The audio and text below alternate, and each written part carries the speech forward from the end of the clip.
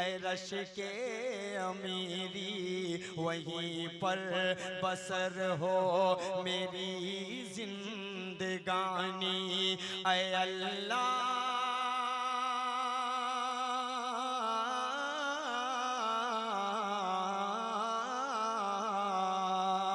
ऐ अल्लाह सबके मुक़द्दर में लिख दे वो तैबा की गलियां, वो ज़मज़म का पानी, वो तैबा की गलियां, वो ज़मज़म का पानी, वो गलियां, वो महबूबे दा।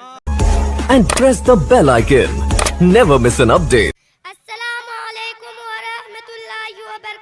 वालेकुम अस्सलाम व रहमतुल्लाहि व बरकातुहू। नहमदुहु व नसल्ली अला रसूलिल करीम, अम्मा बाद, फ़अऊज़ु बिल्लाहि मिनश शैतानिर रजीम, बिस्मिल्लाहिर रहमानिर रहीम।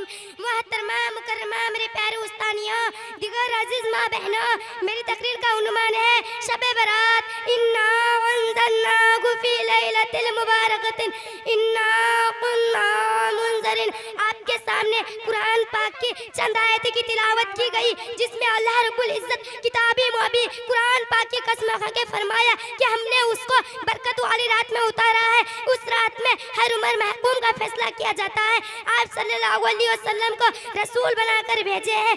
इस आयत में बरकत वाली रात से मुराद सावन की महीना में 15वीं रात है, यानी रमजान मुबारक 15 दिन पहले वाली रात। उस रात में बड़ी फजलती और बरकत बयान की गई है। एक हदीस पाक महफूम, अल्लाह ताला 4 रातों में खैरत व बरकत बराते हैं। बकरा ईद 9 और 10 तारीख के रात ईद उल फित्र के रात में है। मेरे आका सल्लल्लाहु अलैहि वसल्लम का भी ये इरशाद है, सावन की 15वीं रात को शबे बेदारी क्या करो, यानी रात में इबादत, जिक्र, दुआ, तिलावत वगैरह। गुरूर आफ्ताब के वक्त ही से अल्लाह ताला आसमान दुनिया की तरफ नुज़ूल फरमाते हैं और कहता है कि कोई रोजी चाहने वाली कि मैं उसे रोजी दूँ। अस्सलामु अलैकुम व रहमतुल्लाहि व बरकातुहू।